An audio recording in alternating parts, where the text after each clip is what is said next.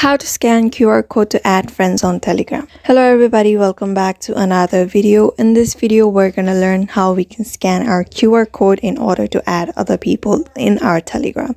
So in order to do that, you need to follow some steps. But before following those steps, I want you to make sure to hit the like, share, and subscribe option.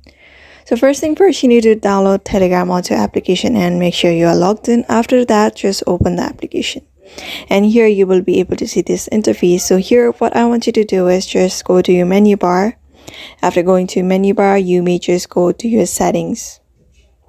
After going to your settings, here on the very up, you will be able to see this QR code option at the side of search bar. Just tap on that QR option, and here is the QR code that you may use or give it to your friends in order for them to add you. And you may also do the same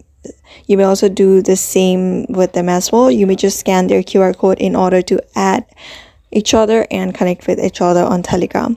So therefore, by following this method, you can add friends on Telegram by using a QR code. So therefore, I hope this video was helpful to you, and thank you for watching this video.